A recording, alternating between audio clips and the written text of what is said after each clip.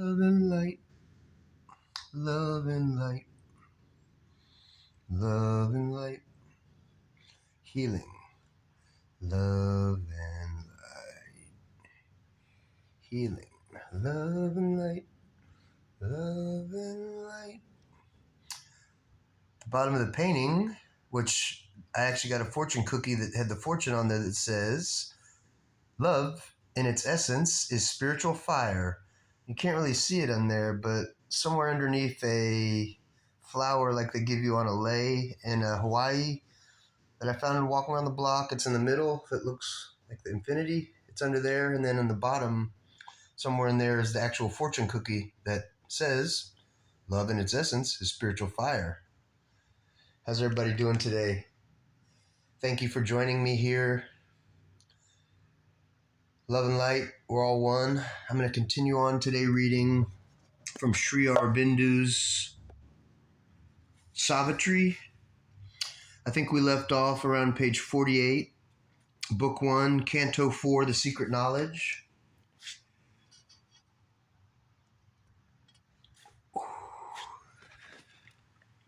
Okay, let's continue.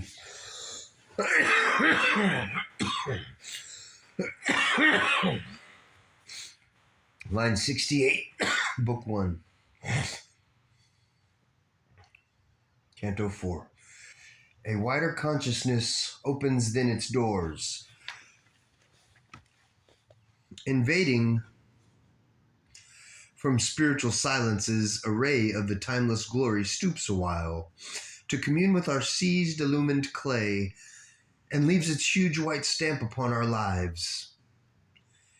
In the oblivious field of mortal mind, revealed to the closed prophet eyes of trance, or in some deep eternal solitude, witnessed by a strange immaterial sense, the signals of eternity appear. The truth mind could not know unveils its face.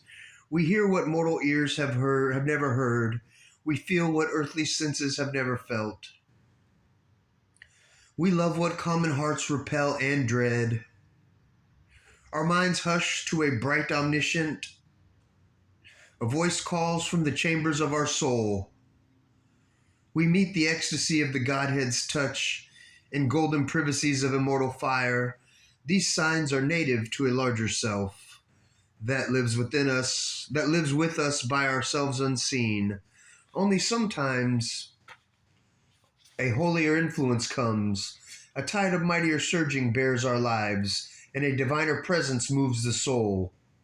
Or through the earthly covering something breaks, and a grace and beauty of spiritual light, the murmuring tongue of a celestial fire, ourselves and a high stranger whom we feel. It is and acts unseen as if it were not. It follows the line of sempiternal birth, yet seems to perish with its mortal frame. Assured of the apocalypse to be, it reckons not the moments and the hours. Great patient, calm, it sees the centuries pass, allowing the slow miracle of our change in the sure deliberate process of world force in the long march of all revealing time.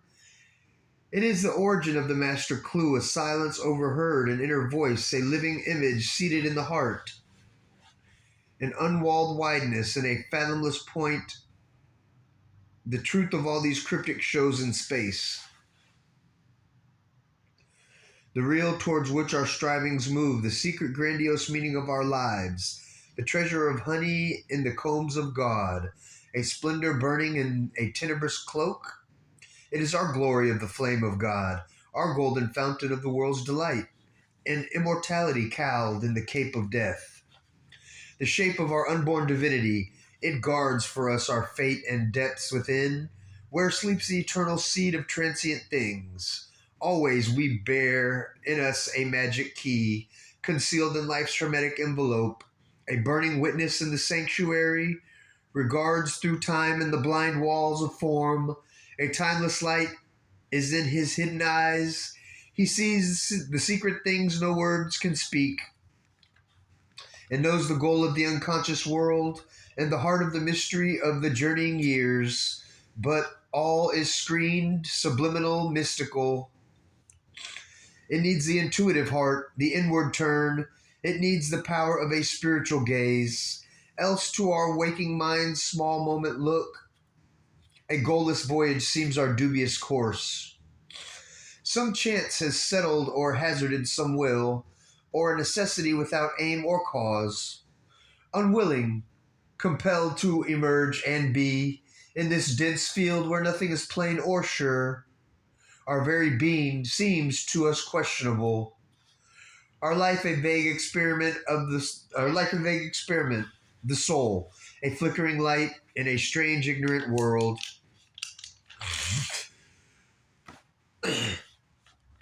The earth, a brute mechanic accident, a net of death in which by chance we live. All we have learned appears a doubtful guess. The achievement done a passage or a phrase whose farther end is hidden from our sight. A chance happening or a fortuitous fate. Out of the unknown we move to the unknown. Ever surround our brief existence here. Gray shadows of unanswered things, the dark and conscious signless mysteries stand up unsolved behind fate's starting line. An aspiration in the night's profound seed of a perishing body and half-lit mind uplifts the lonely tongue of conscious fire towards an undying light forever lost. Only it hears soul echoes of its call, the dim reply in man's unknowing heart, and meets not understanding why it came, or for what reason is the suffering here. God's sanction to the paradox of life, and the riddle of the immortal's birth and time. Along the path of aeon's serpentine, in the coiled blackness of her nescient course, the earth goddess toils across the sands of time. A being is in her whom she hopes to know. A word speaks to her heart she cannot hear. A fate compels whose form she cannot see.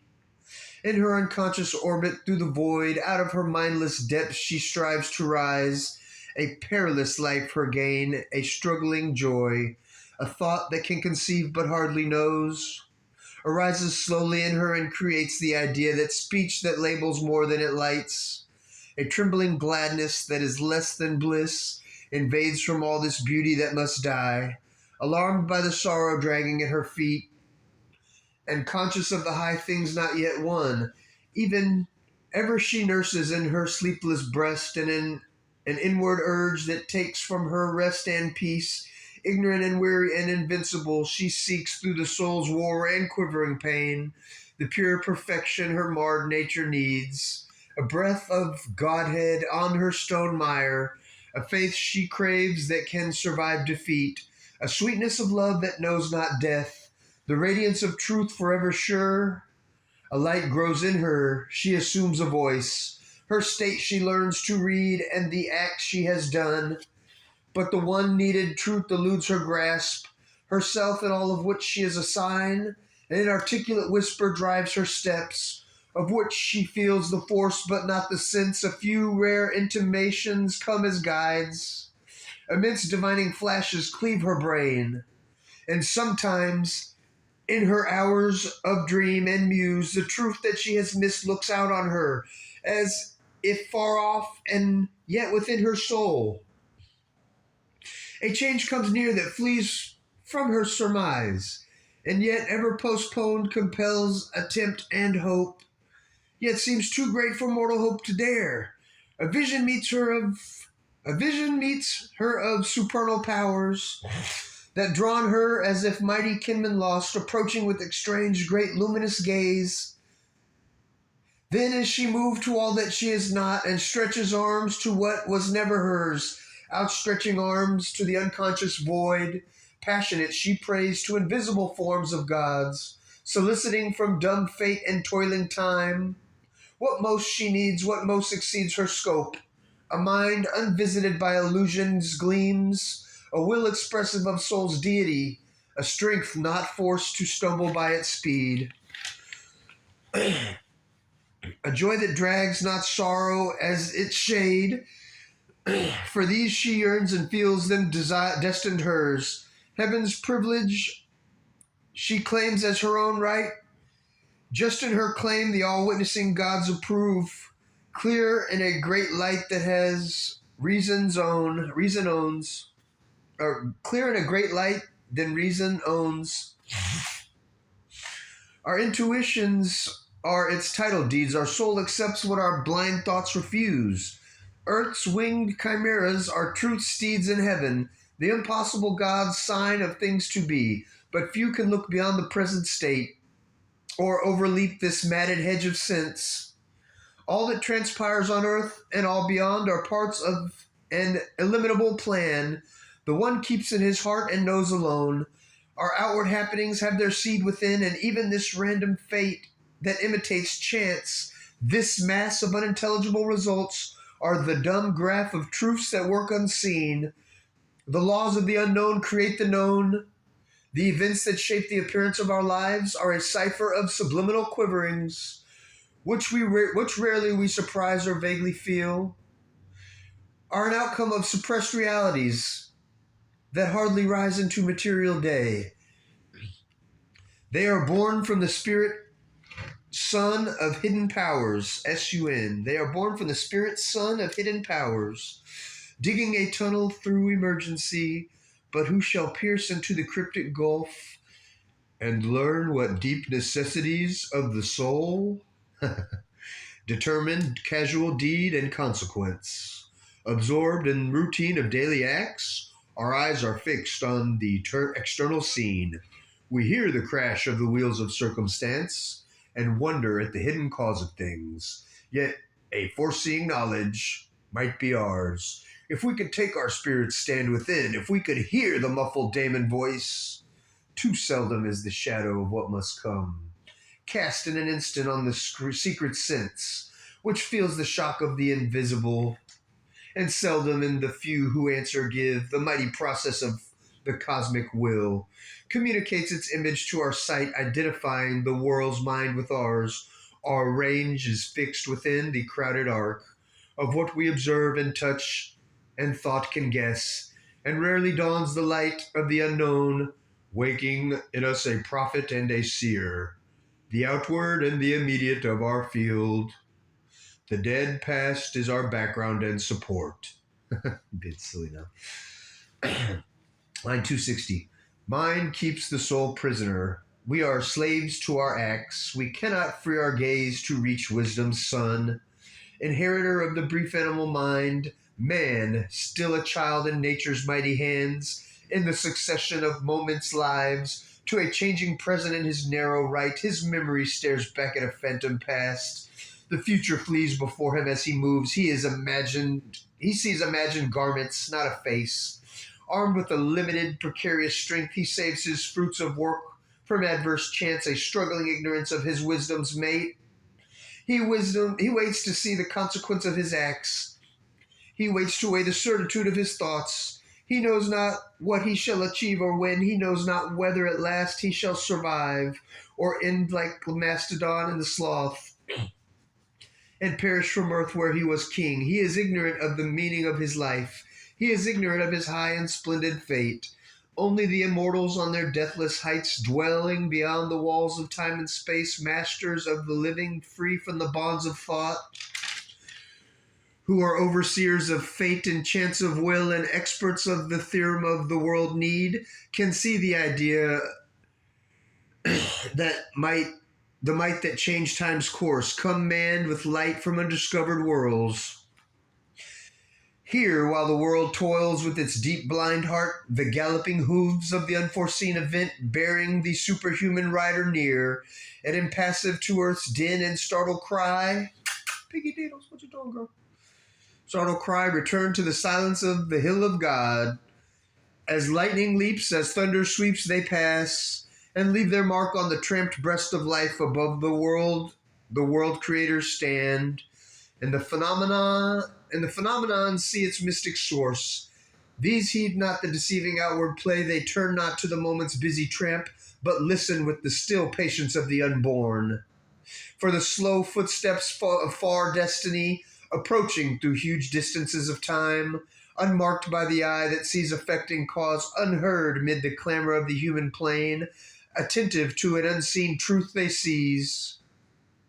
A sound as of invisible augur wings, voices of an unplumbed significance, muttering that brood in the core of matter's sleep. In the heart's profound audition, they can catch the murmurs lost by life's uncaring ear. A prophet's speech and thoughts omniscient trance, above the illusion of the hopes that pass, behind the appearance and the overt act. Behind this clockwork chance and vague surmise, amid the wrestle of force, the trampling feet, across the cries of anguish and of joy, across the triumph, fighting in despair, they watch the bliss for which earth's heart has cried. On the long road which cannot see its end, winding undetected through the septic days. And to meet its guide, an unheedful moving world.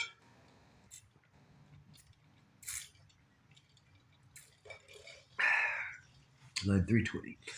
Thus will the masked transcendent mount his throne.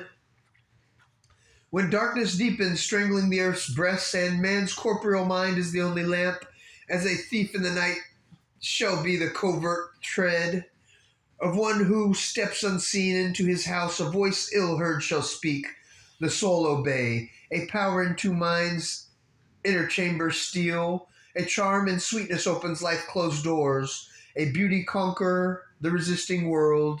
The truth light capture nature by surprise. A stealth of God compel the heart to bliss, and earth grow unexpectedly divine.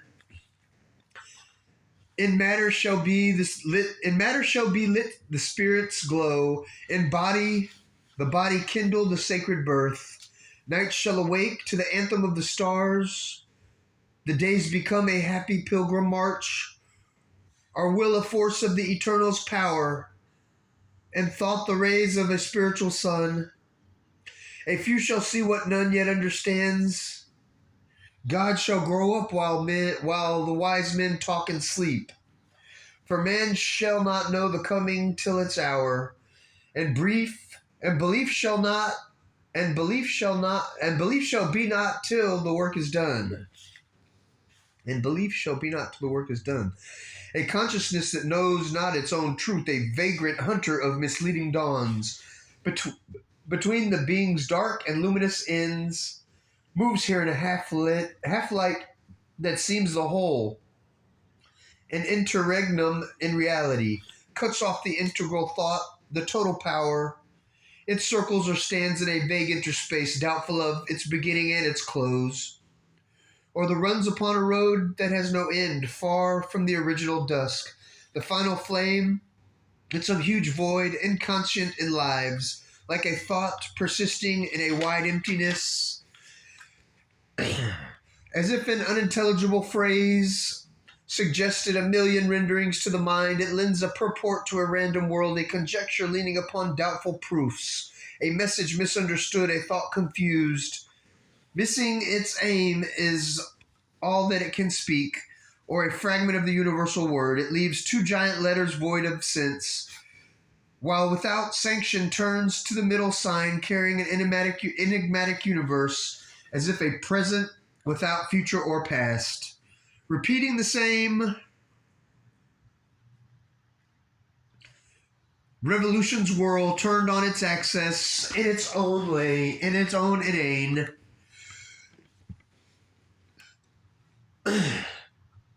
Thus the meaning of creation veiled, for without context reads the cosmic page.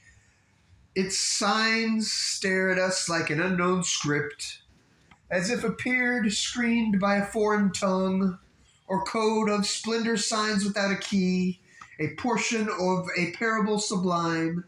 It wears to the perishable creature's eyes the grandeur of a useless miracle, wasting itself that it may last a while. A river that can never find its seas, it runs through life and death on an edge of time. A fire in the night is its mighty actions blaze. This is our deepest need, to join once more. What now is parted opposite and twain? Remote in sovereign spheres that never meet, or fronting like far poles of night and day.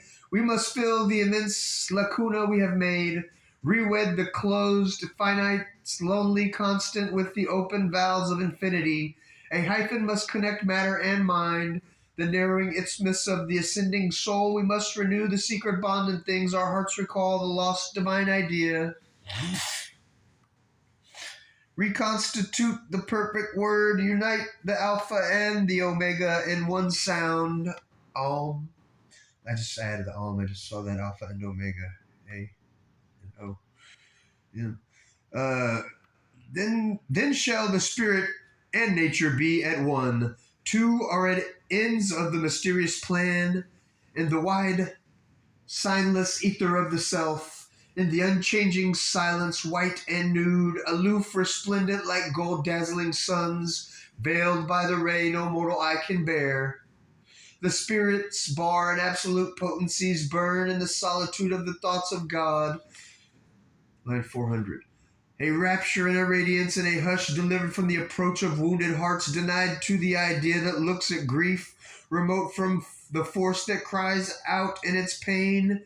In his ineffable bliss they live, immaculate in self-knowledge and self-power. Calm they repose on the eternal will. Only his law they count and him obey. They have no goal to reach, no aim to serve, implacable in their timeless purity. All barter or bribe of worship they refuse. Unmoved by cry of revolt and ignorant prayer, they reckon not our virtue and our sins. They bend not to the voices that implore. They hold no traffic with error and its reins. They are guardians of the silence of truth. They are keepers of the immutable decree, a deep surrender in their source might, a still identity, their way to know. Motionless is their action like a sleep. Line 420. Let me take a quick break, if you know what I mean. Where'd my girl go?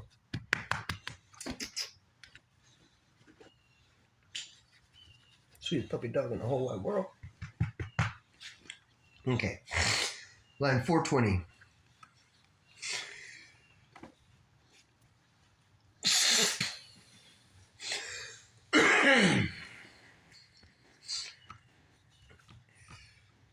At peace regarding the trouble beneath the stars, deathless, watching the works of death and chance, immobile, seeing the millenniums pass, untouched, while the long map of fate unrolls, they look on our struggle with impartial eyes.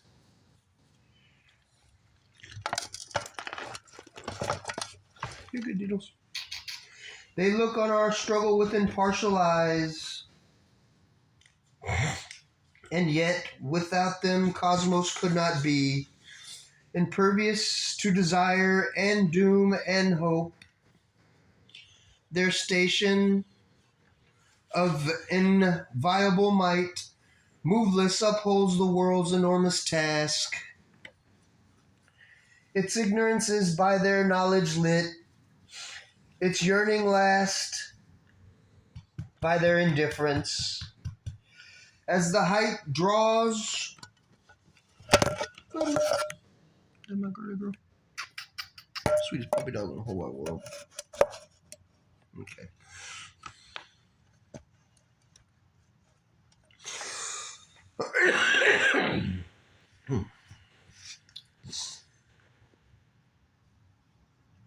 Its yearning lasts by their indifference, as the height draws the lower ever to climb, as the breaths draw the small to adventure vast.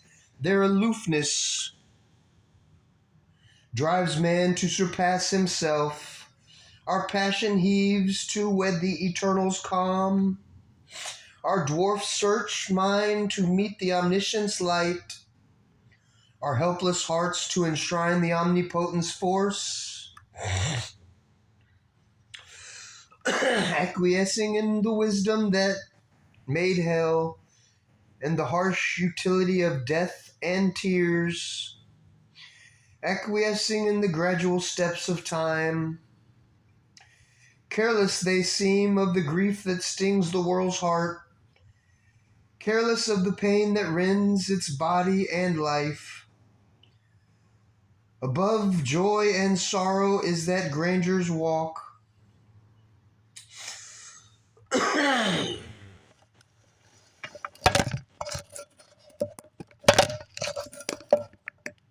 Above joy and sorrow is that grandeur's walk.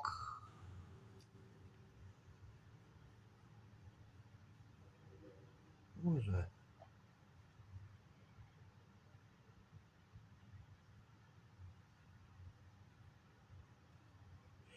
They have no portion in the good that dies. Mute, pure, they share not in the evil done. Else might their strength be marred and could not save. Alive to the truth that dwells in God's extremes. Awake to a motion of all-seeing force.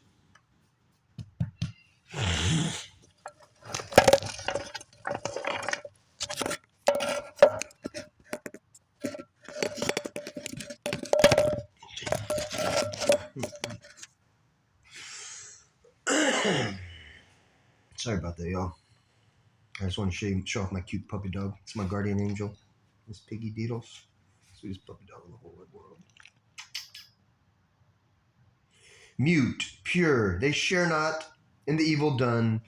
Else might their strength be marred and could not save. Alive to the truth that dwells in God's extremes. Awake to a motion of all-seeing force. The slow outcome of the long ambiguous years. And the unexpected good from woeful deeds. The immortal sees not as we vainly see. He looks on hidden aspects and screened powers. He knows the law and natural line of things, undriven by a brief life's will to act, unharassed by the spur of pity and fear. He makes no haste to unite the cosmic knot, or the world's torn, jarring heart to reconcile. In time he waits for the eternal's hour, yet a spiritual secret aid is there. While a tardy evolution's coil wind on, and nature hews her way through adamant, a divine intervention throws above.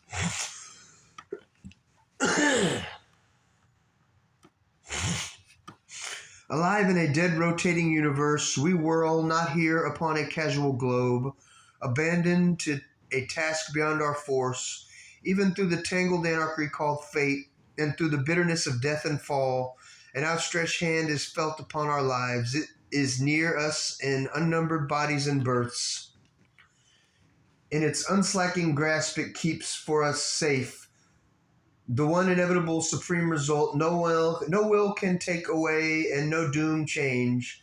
The crown of conscious immortality, the Godhead promised to our struggling souls, when first man's heart dared death and suffered life. One who has shaped this world is ever its Lord. Our errors are his steps upon the way. He works through the fierce vicissitudes of our lives. He works through the hard breath of battle and toil. He works through our sins and sorrows and our tears. His knowledge overrules our nescience. Whatever the appearance we must bear, whatever our strong ills and present fate, when nothing we can see but drift and bail, a mighty guidance leads us still through all. After we have served this great divided world, God's bliss and oneness are our inborn right. A date is fixed in the calendar of the unknown, an anniversary of the birth sublime. Our soul shall justify its checkered walk. All will come near that now is not or far. These calm and distant mites shall act at last, immovably ready for their destined task. The ever-wise, compassionate brilliances await the sound of the incarnate's voice to leap and bridge the chasms of ignorance and heal the hollow, yearning gulfs of life and fill the abyss that is the universe.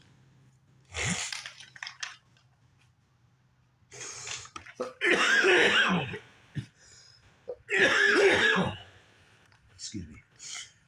Here, meanwhile, at the spirit's opposite pole, in the mystery of the deeps that God has built for his abode below the thinker's sight, in his compromise of a stark absolute truth with the light that dwells near the dark end of things, in this tragicomedy of divine disguise, this long far seeking for joy ever dear, in the grandiose dream of which the world is made, in this gold dome on a black dragon base, the conscious force that acts in nature's breast, a dark-robed laborer in the cosmic scheme, carrying clay images of unborn gods, executric of the inevitable idea, hampered, enveloped by the hoops of fate, patient, trustee of slow eternal time, absolves from hour to hour her secret charge. All she foresees in masked imperative depths, the dumb intention of the unconscious gulfs answers to a will that sees upon the heights, and the evolving word's first syllable, ponderous, brute sense, contains its luminous close, privy to a summit victory, vast descent, and the portent of the soul's immense uprise. All here, where each thing seems its lonely self, are figures of the soul transcendent one. Only by him they are. His breath is their life. An unseen presence molds the obvious clay, a playmate in the mighty mother's game. Once came upon the dubious whirling globe to hide from her pursuit and force and form, a secret spirit in the unconscious sleep, a shapeless energy, a voiceless word. He was here before the elements could emerge, before the light of mind, of life could breathe, accomplice of her cosmic huge pretense. His semblance he turns to real shapes and makes the symbol equal with the truth. He gives to his timeless thoughts a form and time. He is the substance, he the self of things. She has forged him her work of skill and might. She wraps him in the magic of her moods and makes of his myriad truths her countless dreams. The master of being has come down to her, an immortal child born in the fugitive years, in objects wrought in the person she conceives. Dreaming she chases her idea of him and catches her here a look and there a guest. Ever he repeats in them his ceaseless births. He is the maker and the world he made. He is the vision and he is the seer. He is himself the actor and the act. He is himself the knower and the known. He is himself the dreamer and the dream. There are two who are one and play in many worlds, in knowledge and ignorance. They have spoken and met, and light and darkness are their eyes interchange. Our pleasure and pain are their wrestle and embrace. Our deeds, our hopes are intimate to their tale. They are married secretly in our thoughts and life. The universe is an endless masquerade, for nothing here is utterly what it seems. It is a dream, a fact vision of a truth, which but for the dream would not be wholly true. A phenomenon stands out significant against dim backgrounds of eternity. We accept its face and pass by all it means. A part is seen, we take it for the whole. Thus have they made their play with us for roles. Author and actor with himself as seen, he moves there as a soul, as nature, she. Here on the earth, where we must fill our parts, we know not how shall run the drama's course. Our uttered sentences veil in their thought. Her mighty plan she holds back from our sight. She has concealed her glory and her bliss and disguised the love and wisdom in her heart. All of the marveled in beauty that are hers, only a darkened little we can feel. He too wears a diminished godhead here. He has forsaken his omnipotence. His calm he has foregone in infinity. He knows her only. He has forgotten himself. To her he abandons all to make her great. He hopes in her to find himself anew, incarnate, wedding his infinity's peace. To her creative passion's ecstasy, although professor of the earth and heavens, he leaves to her the cosmic management and watches all. The witness of her scene, a supernumerary on her stage, He speaks no words or hides behind the wings. He takes birth in her world, waits on her will, divines her enigmatic gestures sense, the fluctuating chance turns of her mood, works out her meanings she seems not to know, and serves her secret purpose in long time.